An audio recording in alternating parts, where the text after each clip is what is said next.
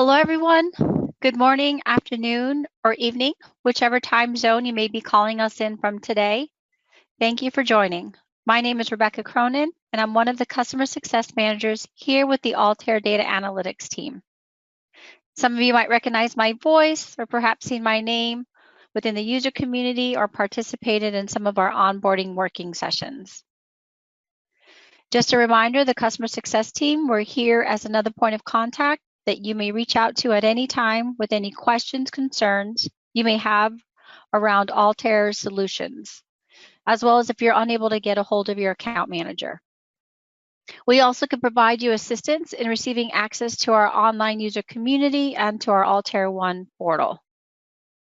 If you haven't been to the user community site, highly recommend doing so. It's a great way to collaborate with fellow peers and our product experts. You have the opportunity to post some discussion threads and respond to some of those questions as well. It's also just a great link to all the different resources such as our documentation, e-learning, and so forth. Our team does have a mailbox that you can reach out to, da-csm@altair.com. That being said, this brings me to some little housekeeping. In the side control panel, you should see a handout section. It is a copy of today's PowerPoint that you may download, which happens to have a list of those helpful web link resources. You'll also see a question panel that you can submit your question regarding anything Monarch, whether it be Data Prep Studio mode, Classic mode, or even Monarch Server. It does not have to be questions around today's topic. So anything that you might be struggling and you want to try to get answered. We will first start our topic discussion on multi-column region trapping, and then we'll open it to live Q&A. We'll do our best to get to your question today that you submit. By the way, when you do submit that question, if it's something you want it to be addressed offline and private, please make sure to put that note. Otherwise, we're going to share the question with those in attendance today. And if we don't get a chance to get to your question, we will follow up within 2 to 5 business days. We may even follow up with the support ticket to continue responding to what you've submitted. And if you feel like this would be a helpful topic for your fellow peers, you should see, I think, in the chat section is the URL link that you can send them to go and register. Well, now I'd like to introduce you to our expert. Today we have Chris Porthouse. He's one of our senior professional service consultant. He's worked for over 21 plus years in various technical support roles, including that of Altair. He's been started off as a project manager. He switched his role to implementation integration engineer to his current role of a senior professional service consultant. He continues to provide tremendous assistance to both our customers on and off-site, as well as to our own internal team members, such as myself and others. You might have had the benefit of working with him directly, or perhaps seen his response within the user community. So with no further ado, I'm going to make Chris the presenter, and we're going to dive right into the topic of multi-column region trapping. Thank you, Rebecca. You're welcome. Oops. So I see, oh. Yeah, I got to find the right screen. Okay. There we go. Yep, it's a Monarch Data Prep Studio. Okay. Perfect. Yep. All right. Thank you. Yeah. So today's topic is going to be on multi-column region. So anyone that's familiar with Monarch, basically we take a lot of different data sources and we can extract the data we're looking for. And a lot of times those reports are just, I'll say, fairly simple reports. But every now and then you end up with a report where the data doesn't necessarily go line by line, but actually, or row by row, but it's actually laid out in different columns. So I have a couple of different samples we can walk through today.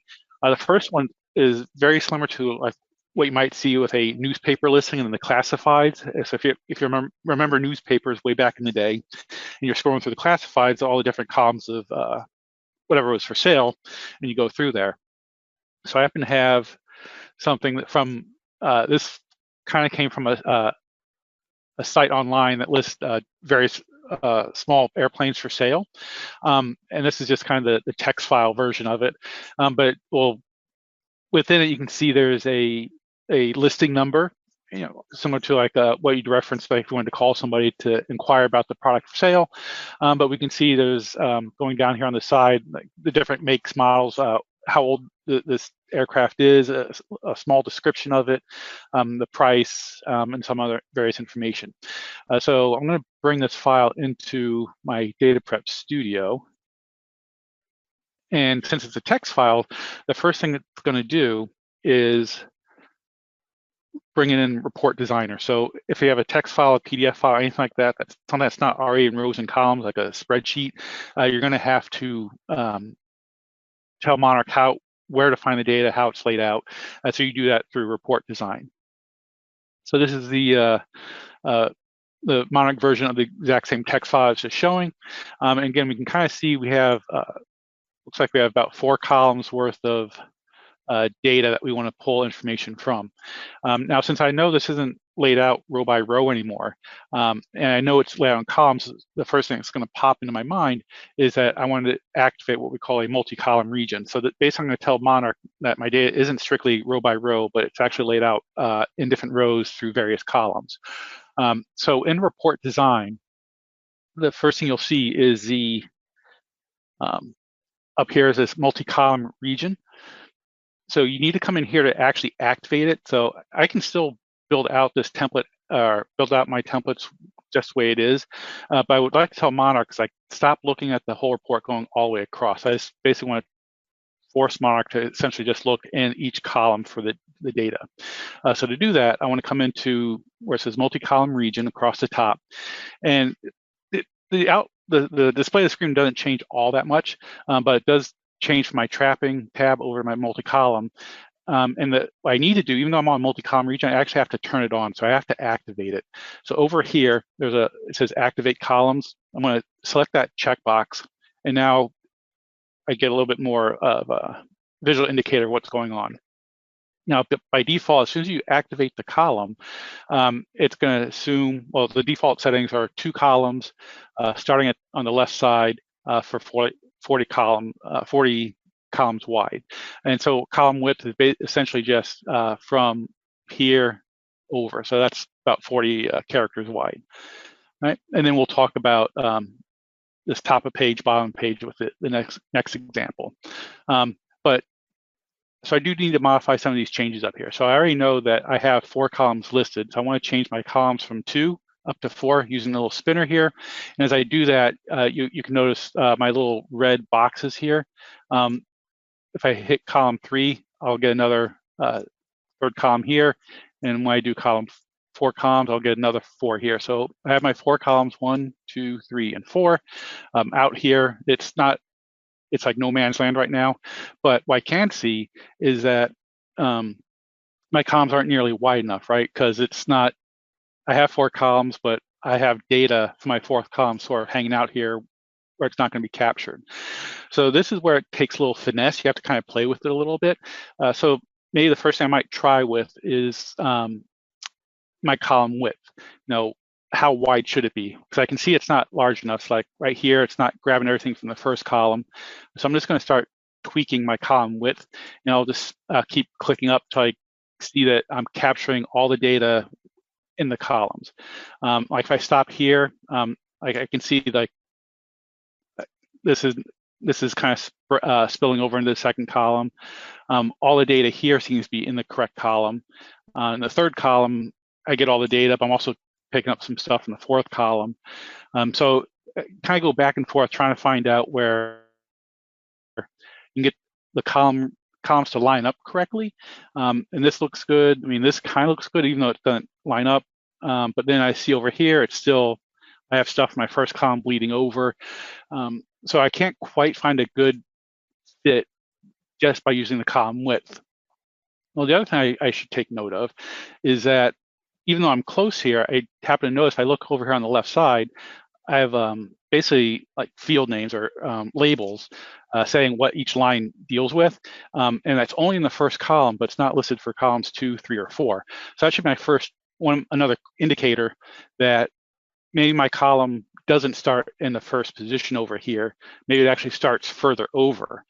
So I kind of have a ballpark about how wide I want the columns to be, but I also need to modify where the first column is going to start. So I don't think it's going to start here. I really want it to start over in this column right here. So I'm just going to increase my first column position. And as I do that, you can see the red margin here start to move over. And so I'm just going to move that over until I get it to line up with the left side of my first column.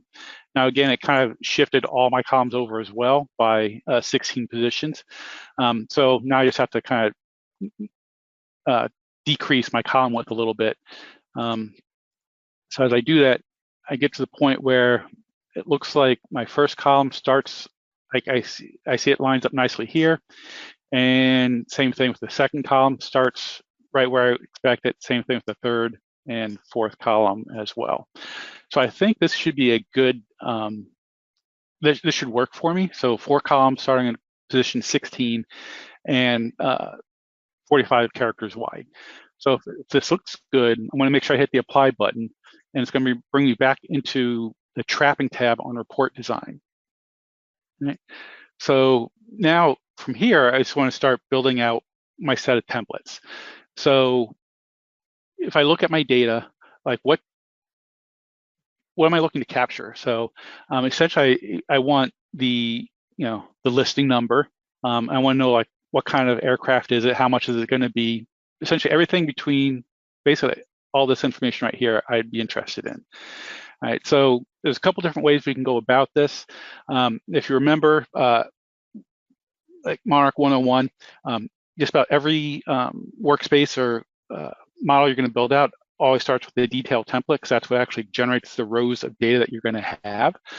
So I need to start with my detail template.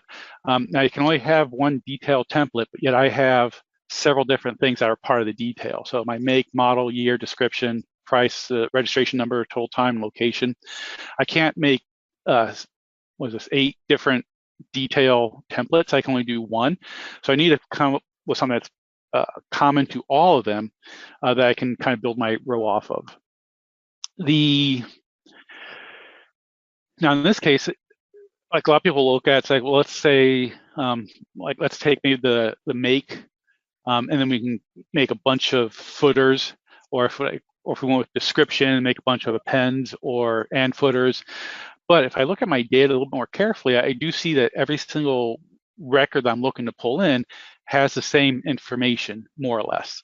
I think there's a couple here that might not have might be missing a price or a registration. It might be missing some information, but if I were to scroll through this whole report, I forgot how many pages it is, but it essentially has all the basic same information, make all the way down to location. So rather than trying to make several different templates, I can grab all this more or less one template.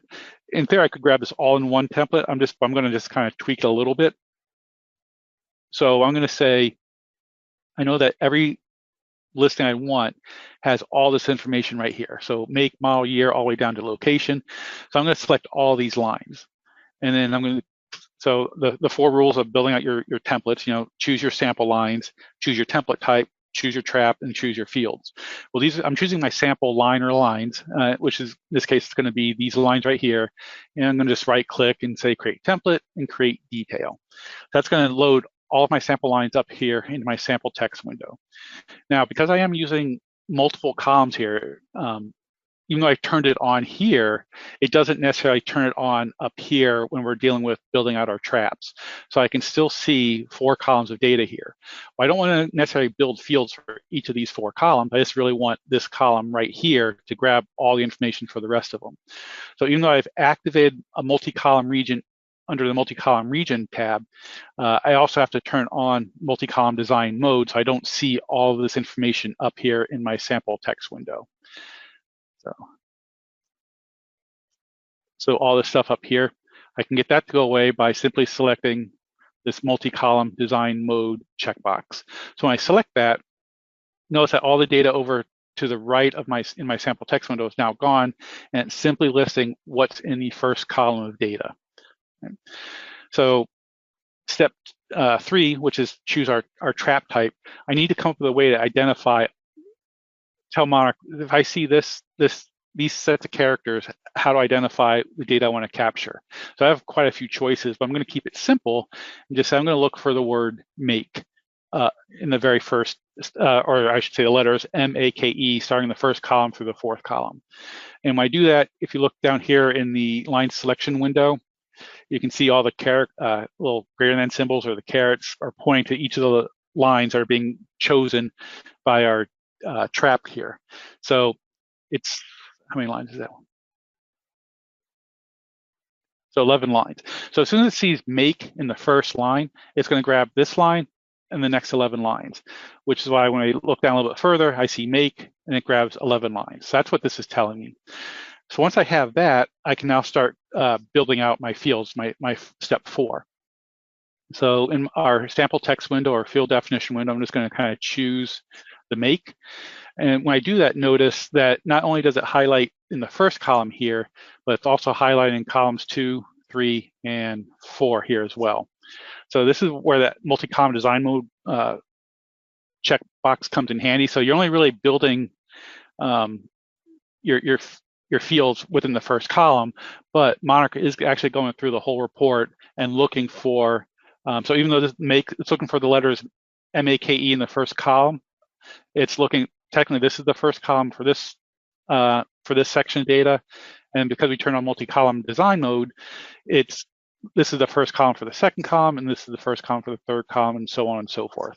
So this is why this works out well, is if we can identify where our columns start, how wide they are, this makes our traps a little bit easier to deal with. So this is our, we'll call it make. It's a character type, and then I'm going to quickly go through here and grab some more of these. So we have our model, the year for the aircraft. And again, if you notice, because it's all digits here, Monarch's going to assume that's a numeric data type. In this case, I'm not going to do any kind of calculation or math on the year. So I'm going to change it from numeric over to character data type. Now, one of the tricky ones is going to be this description. So I'm going to highlight the first line, because if you remember, you can't highlight multiple lines in your field definition, because I try to drag down, it won't let me do that. So when you define a field, it can only be one row in length or in height. So I'm just going to highlight the first one, and we have a couple options here of how to handle the other lines here. All right. So a little bonus tip is, like, if you click on the advanced tab of your field, by default, when Monarch looks at the data, it's always going to start in the first row for one row, but you can modify that behavior. In this case, we want to modify it to not just look at or grab lines from the first row, we want to grab lines from multiple rows. So in this case, like, we want this line, the second line, the third line, the fourth line. And so you can use one of these end field on options here to choose how you want it to stop. Frequently, like, I often use, when I'm trying to capture multiple lines, I'll choose a blank field value. And when you do that, if you can see, it kind of made this field really long here, and it works in the fact that it picked up all my lines in my description. But in this case, it's probably not the best choice, because it also grabbed my price, the registration number, the total time, and the location. And I can see that down here in my description as well. So it did grab all of it, but I don't want to grab all of that. So rather than using a blank field value, and again, I should say with blank field value, how that works, it starts at this line, and it's going to look at the next line. And if there's anything in from, like, this character for however long this field was, it's not blank, so it'll just keep adding, which is why it keeps looking each line down. And if there's anything in here, it's going to keep adding to the field. And it finally gets down to here, where there's nothing, no characters or no text in this little tiny window, and that's why it stopped capturing, which is why we see everything is highlighted yellow here, and in our cell here, it goes all the way down to the location. Now, in this case, blank field value is not the best choice, and I'm actually going to use line count here, because if I look through my data, I can see that the description is always going to be 4 characters. So it appears that if I were to look at the actual listing, it does have, like, this, I can tell from the listing, the little ellipses here tells me that there's more data that's not being displayed, and it just got truncated just by the way it got put in here. So if you actually click on this listing in the website, it would bring out more, it would bring you to the page where it would list all the text. So in this case, I can get by with line count of 4. All right. And then even though you won't see it up here in your field definition window, you do see it down here in the report view here. Now I do want to bring in the price and go back to here. So we'll say price. And it is, I will leave it as numeric because maybe I want to find out average cost among the different listings here. The registration number I'll grab. And let's see the total time and the location. So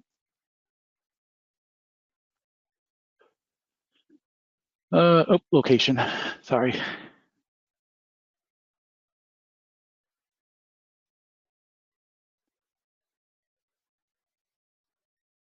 It threw me off when it said that the total time was a character instead of numeric.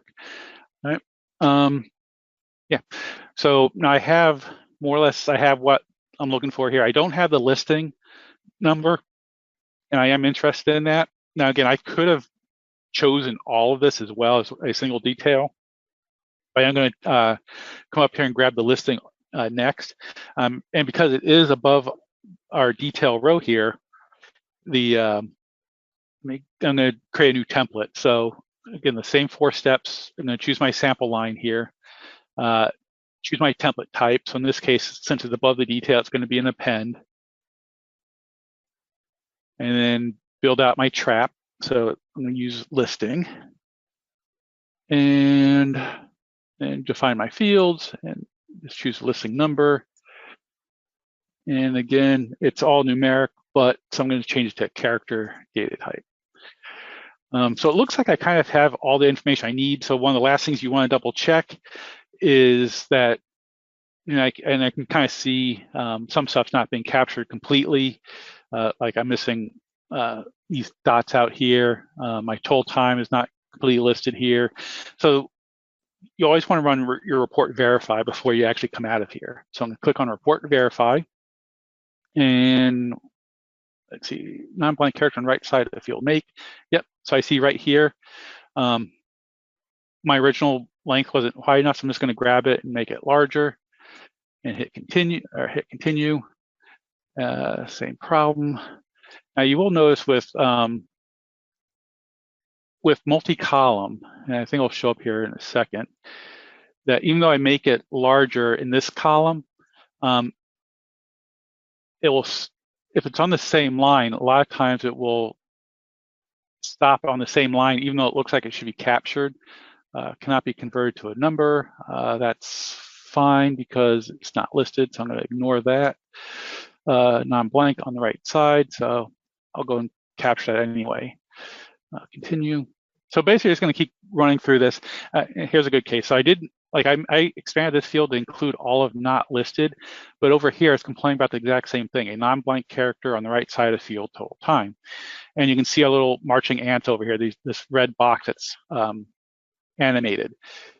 It's saying there's a non-blank character on the right side, so somewhere over here. Well, the problem is because it's on the same line as the one I just fixed, the report verify doesn't catch that yet. So it's just kind of a little, I don't want to call it a defect or a bug. It's just a nuance with multi-column regions because it doesn't necessarily update that the current line's been updated, even though I updated the current line. So I'm just going to hit continue. And now we're stuck on location. So I'm just going to make that a little bit bigger. Continue. Again, a lot of times, same exact reason. Complaining about this side, even though I just made that line bigger, it's complaining, so I'm going to hit continue. And you keep going through the report verify till you don't get stopped anymore. Right side of field registration. Oh, yep. Okay, we'll fix that. Continue. Model, continue. Basically, you can kind of just go through this. Eventually, we're almost about 3/4 of the way through. So every time it stops, I'm going to see which field it's complaining about, and I'll fix it. You eventually get through OK. And if you do have any changes you've made a correction to, you're going to want to make sure you hit apply. Because if you go back to trapping or hit discard, those changes, these are kind of temporary till you hit the apply button. So I'm going to hit apply. Yeah, yep, someone did ask, so if the description field was a varying number of lines, can you end on next field since you now define the price field? And he's, yes, that would be an option. So let me go back to our description here so I can point out. Instead of saying like I specified line count of 4, made say description had line count of 3, you do have the option to select this and any template hit. Actually, now that I think about it, you can't necessarily use, we define price as a field, but you can't use it to separate, you can't stop it from, it will still pick it up. So if I were to say blank field, it would still go through and select all of it. If I say any template hit, it will still also go all the way down. So yeah, if the price was a separate template, yes, you could say any template hit, and it would stop that from grabbing these lines here. But because price is part of my detailed template, this any template hit doesn't work. That's why I used a line count of 4. But yeah, you could have, like if you were to build this out separately and made price a footer or any of these individual items as a footer, you could definitely use that as a way of stopping the description from picking all this up. Okay. Let's see, I think should be all I need. I'm gonna hit accept. And when I do that, it should come back here. So now I see that I have about 96 rows, which is the number of listings I downloaded for this. And then from here, with a multi-column region, now it's just a regular exercise of cleaning up the data how you'd like it to appear.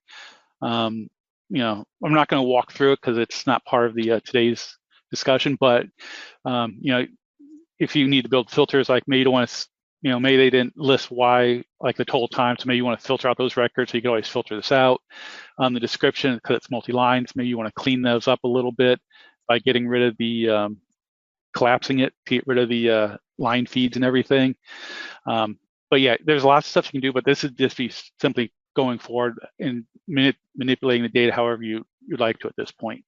But so essentially, we've taken a file with 4 columns and flattened it down to list each of these listings into a separate row. Right. So I have another multi-column example as well. Here's is the PDF file of it. Now, in this case, this is, and I was talking to Rebecca before the call, but this company actually develops a radar system to help locate people that either been lost in an avalanche or hiking, anything like that, if they have this, if they're wearing this piece of kit, this technology. And even though it's a worldwide technology, it's available, it's not necessarily used worldwide. But this document here will list where it's available at. So if we look at the file here, we have a country where within the country, like you have these helicopter bases in here. So we have basically the country and what part of the country actually has this technology. And if you look at it, so it starts in the first column here, and like this one for Austria, has a lot of locations within Austria, but it starts up at the next column over. So it kind of goes, here's a case where a column spans, or a listing spans multiple columns. So Austria has quite a few, and it goes down until we get to Bulgaria here. So this would be another great case of using a multi-column region. So what we can do is bring this file into Monarch. Let me do that real quick. I'm going to use the drag and drop method. Well, actually, I use the drag and drop to bring the planes in here. So you can either also do the same thing, drag and drop it in, or use the add button up here. Let's see, PDF and text. It's a PDF report. I'm going to say get data. And if I look in my temp folder, it was called the RECCO or RECCO detectors.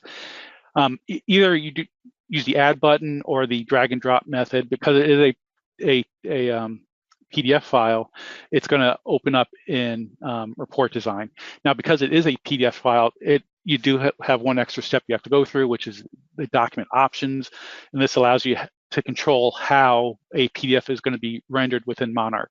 Now, if you remember, with the PDF file, like this was text, but if we look down here, there is a logo here, so I can't necessarily select it. And if I hover over it, my mouse does change to a little cross here, which indicates that this is a logo. So I would expect to see any text get rendered into into Monarch, but images will get stripped out. So if I look at the bottom of the first page, notice that the logo is not here. So another little free tip Tuesday here. If you do bring in a PDF file and you don't see anything, it's just blank, but you do see page count at the bottom, chances are that's a scanned PDF file, like an image file. It's like a TIFF image wrapped in a PDF. It's probably all images and it's been stripped out. That's why you don't see anything, even though you might see a page counter down here at the bottom. So in this case, I don't need to really modify how this PDF file is coming in. If I look at it, I'm just going to draw a blue line down the second column here. If I go to the next page, I can see that the data still lines up as I go through the different pages of this document. So I think I'm going to be good with how Monarch decided to render this image. So I don't really have to manipulate using any of these checkboxes or the stretch crop options, or even changing the different PDF engine that we're using here. So I'm just going to accept the default settings here and hit accept, and brings into my report design. Now again, you could just kind of work with it however you want. You could start building out your templates here, and with data prep, you could actually build out 3 separate columns and manipulate it to get into a single column. But with multi-column region, it just makes it a little bit easier. So I know this is 3 columns, so the first thing I want to do, come into multi-column region again, turn it on. And again, even though you're saying you want to do a multi-column region, make sure you come in here and select this checkbox, this activate columns. So I'm going to activate it and go through my defaults here. So columns 2, well, I know I have 3, so I want to update that to 3. And my column width, again, I can kind of play with it to get it into where I think it's going to look good. But I also know right away that my first column does not start over here on the right.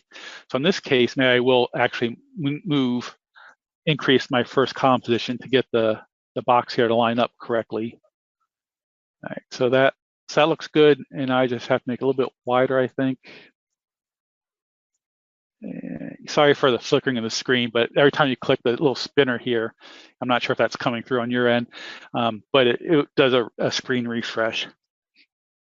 All right, but I can see that my columns now appear, they start at the right location for 64 columns, and it seems to be capturing everything I need. So I'm kind of happy with this. I'm gonna hit apply.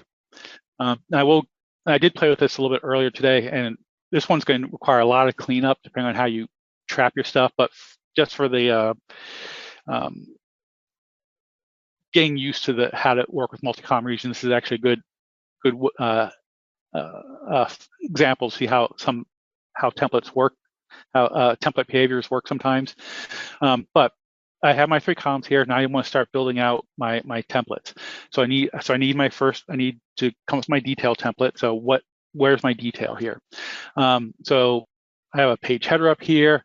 I have the country listed in a couple different places, but I see different locations underneath of the country. So I'm going to say the locations within the country will be my detail, and the rest of the stuff will be like appends or something like that. And so even like this is going to be a bit of a problem for us later on. Any of this stuff that had, where's my file here? Like these helicopter bases in here, mountain rescue bases. These are going to get picked up, but we can kind of deal with that a little bit later if we really needed to. But for now, I need to just follow my same 4 steps when I create a template.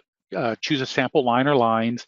In this case, these are all individual locations, so I'm just going to choose one line. Choose my template type as step 2. It's going to be a detail.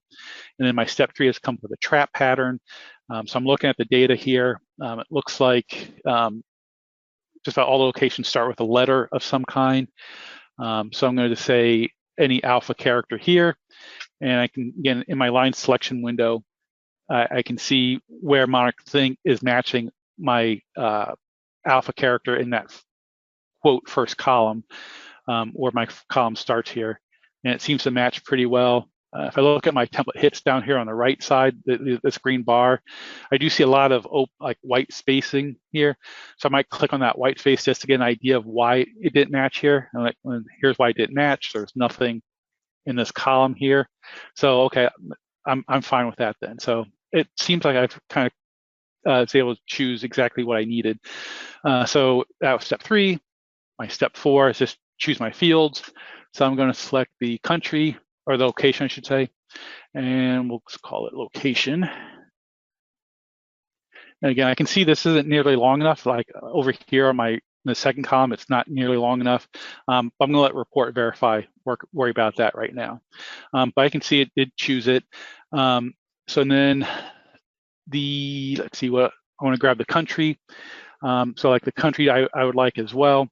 And now the country, the reason I didn't include it in like what I did with the planes is like when I did listing, is because there's different like Andorra here, I don't know how many this is without counting, but I can see it's different from Argentina.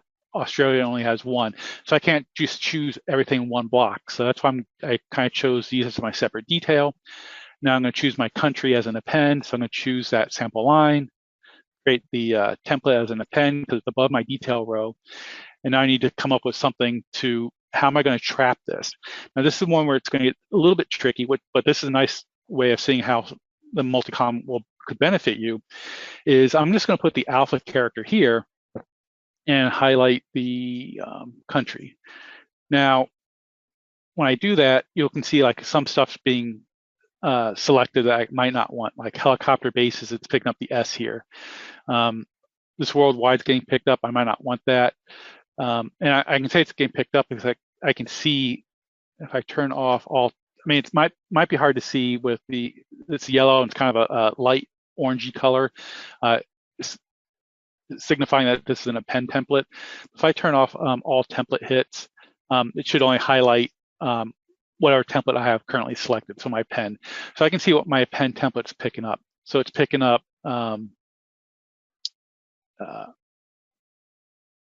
lower, like the end of the country here. And it's not quite what I want. And I can also see like the countries I do want, it's not picking up exactly as I need it as well. So in this case, maybe I can't use a standard trap saying always look in this column here to find the country. So maybe, I'm going to put a blank here first just to see if that helps me any. And like, well, that actually looks like it made it slightly worse because I'm not only really picking up something like here where it's blank A. So I'm not even getting the country. So hopefully you might see where this is going. So rather than using a standard trap, I might actually change from a standard trap to a floating trap, right?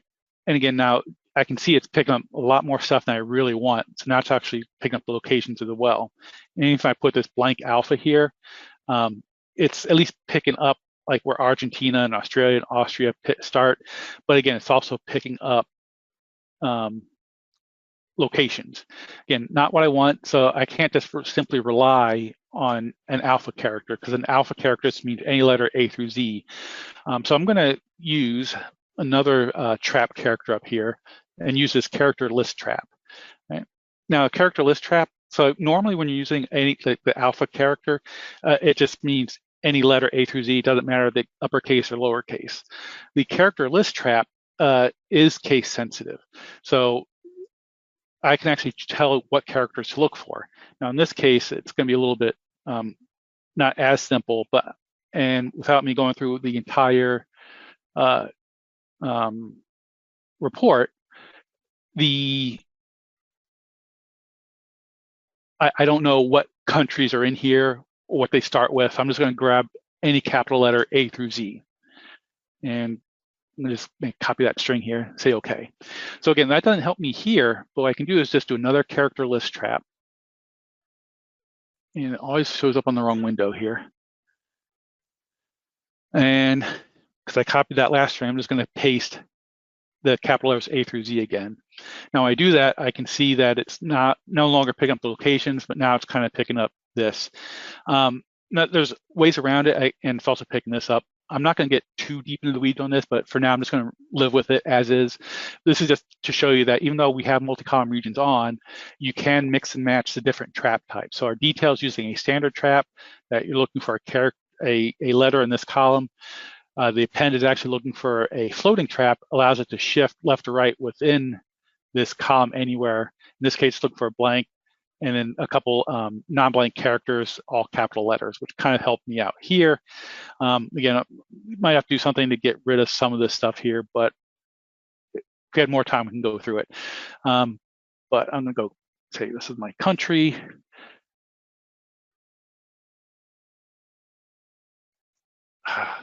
Can't type today. And again, I know it's not right, like it's not picking up all of Argentina. So I'm just going to go through my report verify and have it check everything. So my location's not long enough, and I can see that. Make it longer, just hit continue. China's not long enough. What's nice is because I'm using a floating trap for the country, it's hard to tell, but like the country's actually centered justified in the column, which is why like the different countries will shift left or right, and there'll be different lengths, which is why a floating trap is helpful. Now in this case, it's picking up the bottom here. We can have a good way of getting rid of that. I'm just gonna hit continue for net. Actually, hit continue, we're gonna get stuck on this every single time. So I'm gonna just make it large enough. And here, and I know I went through this earlier, before the call, but there is a location that does actually take up the whole column. So I'm just gonna make the column large enough before we run out of time here. This was the country, sure. Again, we'll probably fix that here shortly. Look good here. I'm gonna hit apply because I made some changes. Now, one way I can get rid of some of this stuff that I might have to deal with,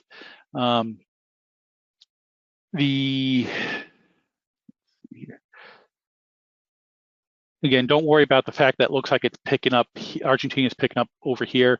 We can see in our data preview, it's not really picking up there. But like I know it's picking up this header here, or this bit here. I can just come in here and create a template. We'll say an exclusion template. And we see our RECCO here. We don't want to pick it up. And then same thing down here. I'm going to turn all my template hits back on here. Like this stuff's getting picked up. So I might actually exclude that as well. Now, a couple different ways of getting rid of stuff like this. Oops, why did it not?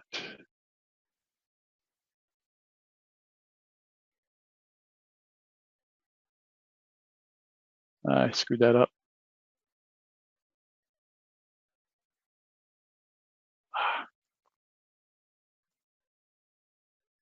Well, anyway, I don't want to get sidetracked here, but yeah, you can through a combination of like extraction, exclusion templates, or start and end regions. You can probably get rid of some of this stuff.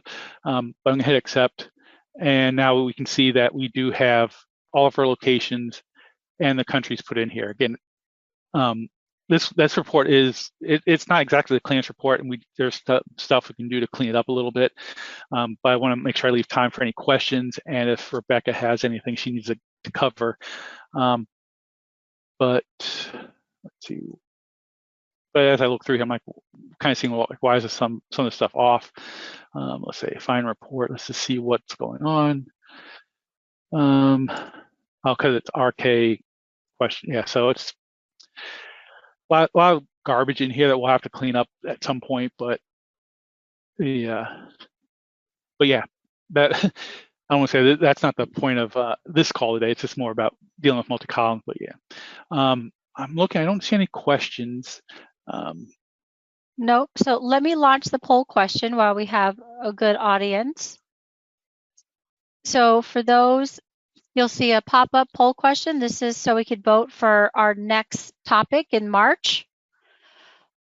select the most important one you'd like to cover. So we have DPS summaries in the Analyze window, user security, single sign-on, and add Active Directory integration into Monarch server. We have the user-defined functions, and then other. And when you submit the other, we will try to get that topic listed for voting for the following session. So if there's something particular you want to cover, we can add that back in there. So I see about half have voted. So again, to answer this, you might need to minimize your screen. If you had it fully expanded to view, you'll want to minimize to select your option. So you're about 3/4 of the way there.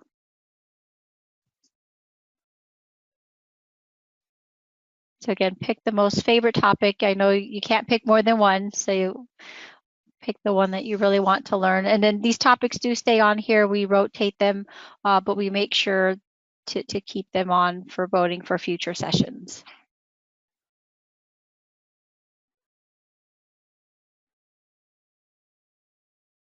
So we'll do a countdown for the votes. So for those who haven't, please try to get your topic of choice. We'll count down. 5, 4, 3, 2, 1. And so the popular is user-defined functions. All right. So again, if there's any questions you had regarding multi-column, or if there's a different question with Monarch, Data Prep, or Classic, or even Server, if we have time, I don't know. I know sometimes it takes a while to boot up. But if there's any kind of pressing question, an issue that you were trying to figure out, you can raise your hand. We can unmute you if you want to ask the question live, or if you're too shy, you could type it into that question panel. And while we're waiting, I just real quickly, again, this won't fix the problem we have here, but I just also wanted to point out with a multi-column region, by default, because I didn't point out yet, but by default, it's going to go to the top of the page to the bottom of the page. Now, again, this examples weren't the best to show this part of it, the top and bottom of the page, but you do have the ability to kind of limit where these columns reach. So if you have a report that's not like the entire report isn't a big column, you can actually say, look, in between, like the top of, like either between a couple templates or any combination of top and bottom and templates. But yeah, in this case, like for instance, I had, like for this one, let's just create a page header for this one here. Let's see. That way you can at least see it work. Oh, actually, I'm going to turn off multi-column design mode so I can see it here. RECCO. You can see it, the page header here, and we'll just call it title. It doesn't matter. And actually, you don't even need the field for this, but just so you can see what will happen. Now, now that I have a page header here, if I go back into multi-column region, I can say start the template after, instead of the top of the page, I can say start after a template. In this case, I create a page header, and I do that. Now you can see the top, this red line going across is now picking up. It's starting at where I want to. It's not actually at the top. Now, again, I don't think that actually helps me with any of this other stuff that's coming in here. Actually, or did it? It doesn't matter. But in the same thing with the bottom, like see how it goes all the way to the bottom here. I can create another template at the bottom as a footer, for instance. Hit apply. Let's do that real quick. You know, a template. So we'll say this is our page footer, or not page footer, but we'll create a footer here, and make sure I turn it off so I can actually see. Now, again, with this on, notice I don't see anything in my sample text window or anything like that. It's because it's only looking in this section, and what I'm looking for is over here in the middle column. So I need to turn it off to actually see this to help make it a little bit easier to line up stuff. But now, and then we don't care about any of that. I don't need any fields. I'm gonna go back into multi-column region, and now I can say at the bottom of the page, stop at my group footer. And you can see now it's not like my multi-column region is now stopping at the bottom here, not looking at here. Now, again, it's not stopping this stuff getting picked up in my pen template. That's just because it's not the way it works. But at least if we had a better example here, if you have a case where you have data above your columns and data below your columns, that you can actually limit where your columns are looking to be created. But hopefully that makes sense. But don't see any more questions.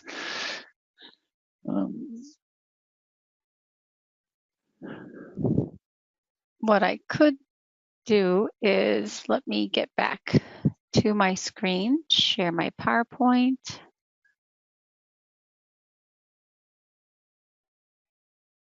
And so again, in that handouts panel, if you see it, there's this copy of the PowerPoint. As I mentioned, you can then have the helpful web links as resources to the documentation, to the user community, e-learning. By the way, in the e-learning, if you're not aware, there is a certification Monarch course that you could take to earn yourself a LinkedIn badge icon. Reminder that we have our Ask the Experts. We're looking to do it the third Tuesday of the month, though 2 months in the summer will be off, but otherwise it's always going to be the third Tuesday of the month. Some YouTube channels, the how-to videos. I am working. I just got my intern back, so we hope to get these recordings posted. And when I do, we'll send out an alert to show you where those webinars have been saved and recorded to go back and review. That team mailbox. And if you ever need to get a hold of support, I included this slide. I didn't have it before, but your 3 ways. You can email the team, you can call in directly, or right within the user community support portal, you can open a live ticket. So this is where you go to the case management to open that ticket live. This is that discussion forum group, searching the popular content, the link to documentation. You may or may not be aware, we have this model library. We have over 3,000 pre-built models and workspaces. Should you ever encounter one of these links not working, please feel free to reach out to the customer success team and we'll help you get a copy. We've upgraded our user community site, so unfortunately it broke some of the links, but we are working to get that amended and revised.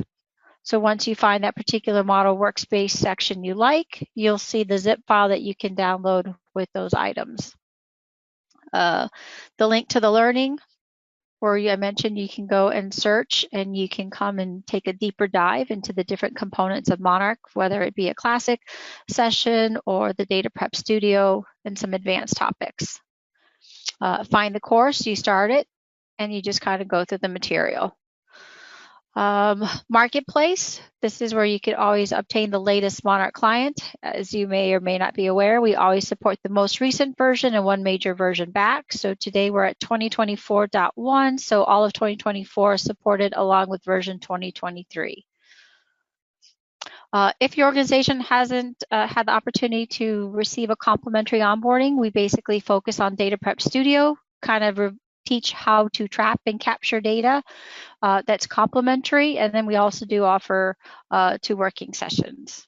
And sorry, it looks like my PowerPoint just died on me for some reason. Let's go back and hit play again. Sorry about that. Not sure what happened there. Get to that page where we're at. Here we go. So upcoming events, we do have this future industry topic. It's data science meets rocket science. Basically, it's all of Altair's. It's a combination of our simulation solutions and our data analytics solutions. We have Microsoft, we have Google, we have various different customers speaking. Take a look at the QR code. You can scan that or click on the link again. If you download the PowerPoint, you'll have a copy of that. As I mentioned, our next session will be March 18th, and we'll be covering that topic that we voted on, which is that user-defined functions. The registration for the future sessions won't be ready until after March 28th, and again, will be those third Tuesdays of the month. So in the meantime, I don't know, did any questions come in, Chris? Yeah, I any. didn't see any come in. Well, if there are no questions, folks, really appreciate your time in joining us today, and we hope to see you next month. Take care. Thank you, Chris. Thank you so much. We'll give them back 3 minutes. Yep. All Thank right. you. Bye, everybody.